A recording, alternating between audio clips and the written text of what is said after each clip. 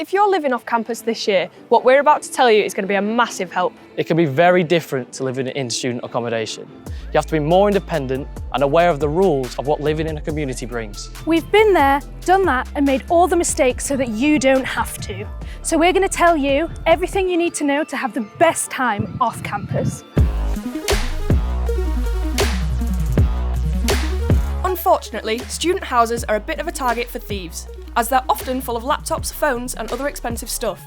And unlike uni accommodation, there's no security team on hand. So, don't leave your doors unlocked and assume someone else is in the house. Lock it behind you whenever you leave. Same for windows, close and lock them. Living off campus means you're going to be further away from uni. So if you're ever walking home at night, try and go back in a group. If you can't do this, message your housemates to let them know you're on your way back.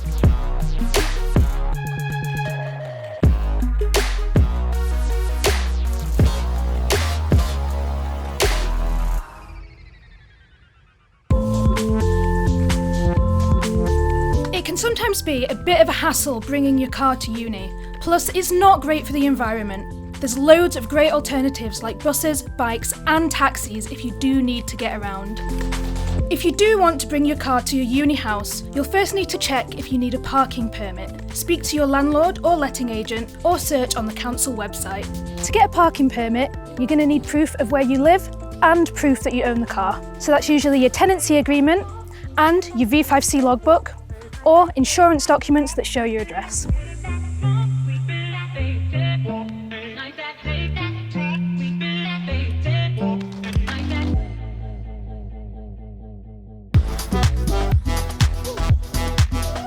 When you're living off campus, it's easy to assume that everyone around you are students, but that's not always the case. You may not see other residents because of differences in daily routines, but you could be living with a real mix of elderly people and families with young children. So if you're meeting up with your friends, it's really important to be mindful of any noise you create, whether that's inside or outside your house. Many of your neighbours or those who live around you need to get up early for work, school or uni the next day.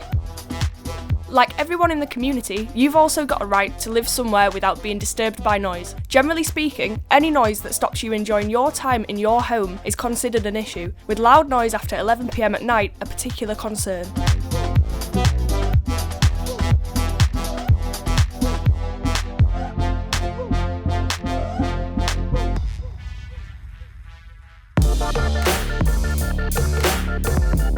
Now it's up to you to manage your rubbish.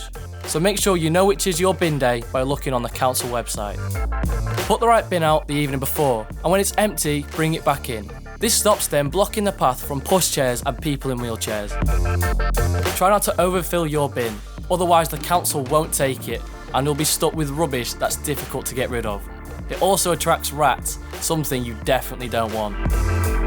If you find it's always full, get in touch with the council to order a new one or just a bigger one.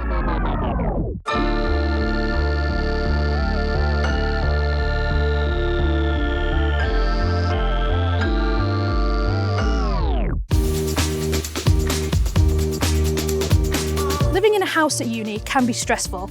You'll probably be living with more people, but in a smaller environment, and arguments and fallouts will happen. If you haven't moved in yet, think about whether the people you're going to be living with are similar to you. Are they as clean or as messy as you? Do they have the same sleep schedule as you? Living in a house full of early risers when you're pretty much nocturnal isn't going to be fun. Bottom line, don't rush into it. No matter what landlords may say, there's always plenty of student houses to choose from. If you find things get tough, your uni can help.